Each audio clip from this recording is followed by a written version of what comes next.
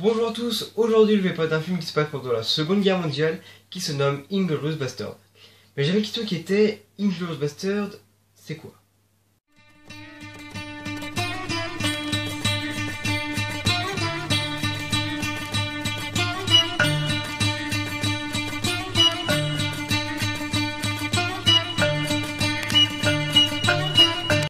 Inglourious Basterds ou Le Commando des Bâtards au Québec est un film sorti en 2009 et réalisé par le talentueux Quentin Tarantino. Mais voyons de plus près qui est Quentin Tarantino. Quentin Tarantino est un réalisateur, producteur, scénariste et acteur de films américains. Il a réalisé plusieurs films tels que Reservoir Dogs qui est son tout premier et qui déjà montre son talent dans l'écriture de scénarios mais surtout de dialogue. Il poursuivra avec bien d'autres films comme Pulp Fiction, qui deviendra un classique de cinéma, mais aussi les deux opus de Kill Bill ou encore Django Unchained. Le cinéma de Quentin Tarantino est surtout connu pour deux choses. La première, ce sont ses dialogues très bien écrits et très soignés, et la seconde, ce sont ses scènes d'action d'une extrême violence, souvent exagérées avec beaucoup de sang. Après cette petite présentation de réal, une question me vient en tête qui est de quoi parle le film. En 1940, la France est occupée par les nazis pendant la Seconde Guerre mondiale. Une jeune femme juive, du nom de Shoshana Dreyfus, assiste à l'exécution de sa famille par le colonel nazi Hans Landa. Elle arrive à s'échapper et part à Paris où elle poursuit sa vie sous une nouvelle identité. Ailleurs en Europe, le lieutenant Aldo Raine forme une équipe de soldats juifs américains pour mener des actions sanglantes contre les nazis. Ils vont rencontrer une actrice, mais aussi agent secrète, allemande, et s'allier avec elle pour éliminer les hauts dignitaires du Troisième Reich. Il n'y a pas spécialement de personnages principaux dans le long métrage, mais plusieurs personnages égaux.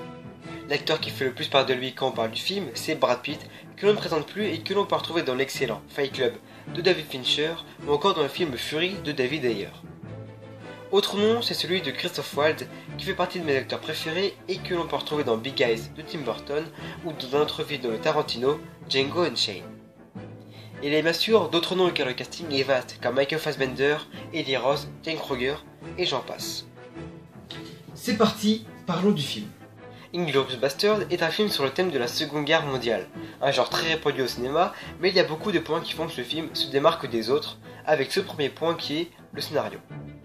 Le thème est celui de la Seconde Guerre mondiale, mais le film ne raconte pas les vrais faits qu'il y a eu pendant, lequel est clair en puisque sa mort dans le film n'est pas la même qu'en vrai.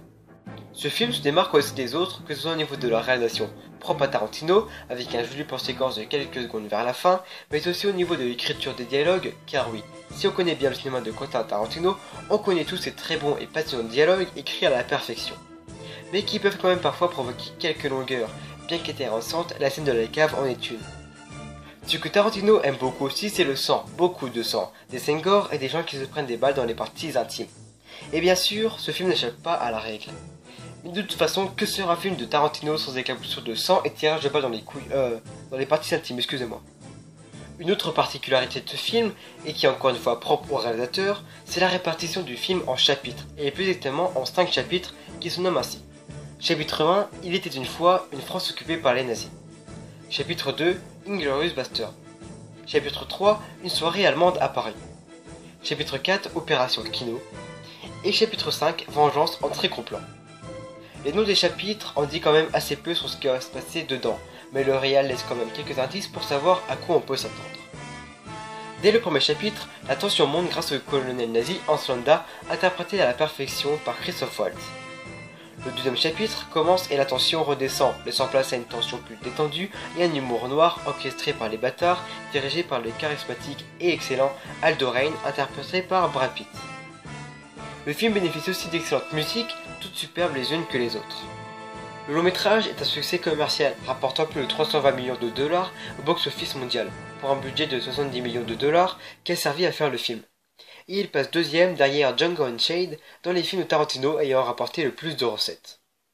Donc au final, Inglourious Basterds est un excellent film prenant et sanglant sur la Deuxième Guerre mondiale, mais qui ne peut pas plaire à tout le monde. Un peu comme tous les films en fait. Mais quel est mon avis à moi sur le film ?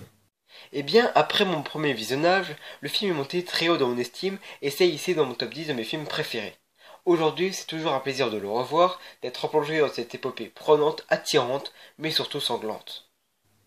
Voilà, maintenant vous savez qu'est-ce que c'est Inglourious Basterds.